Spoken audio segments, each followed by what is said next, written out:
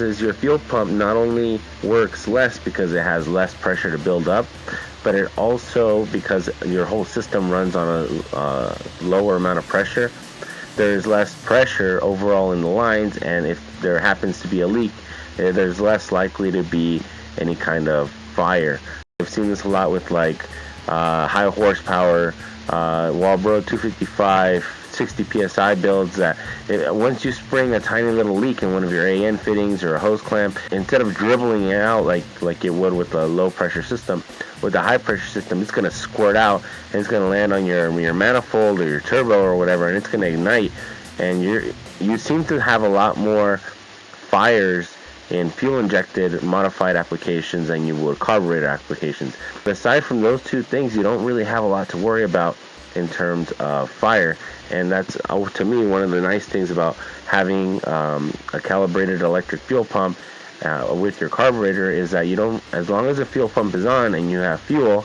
and your system's not being deadheaded causing the pressure to spike, you're not going to have any kind of leaks regardless of how weak your lines become,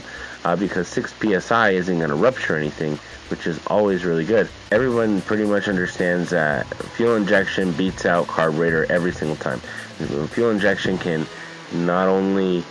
produce more power, but they can do it with less fuel and thus be more fuel efficient. But what a carburetor does is, if you need more power and if you need more fuel, you can just as easily increase the jet size, and if you need more air, you can just increase the carburetor size. And you're not really limited by buying a set of injectors and then finding out they were too small, so you get a bigger set of injectors, and finding out they were too small, and then getting another set.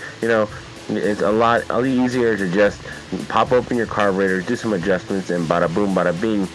So basically, what happens with like I've seen this a lot with like high horsepower Walbro 255 60 psi builds, that once you spring a tiny little leak in one of your AN fittings or a hose clamp, instead of dribbling it out like it would with a low pressure system, with the high pressure system, it's going to squirt out and it's going to land on your manifold or your turbo or whatever, and it's going to ignite. So if you guys have been following me, this is a Holley 650 double pumper. This is, I think, the third carburetor that I tried to fix up for the system. So far, this is the one that the engine likes the most. As of right now, I might decide to go bigger, but I'm going to prep 2 carburetors in preparation for a dyno session. If you ever have an issue, you're going to know exactly where your problem is. Whereas fuel injection, you might not notice that your fuel injection system is running 10% richer. You're not noticing that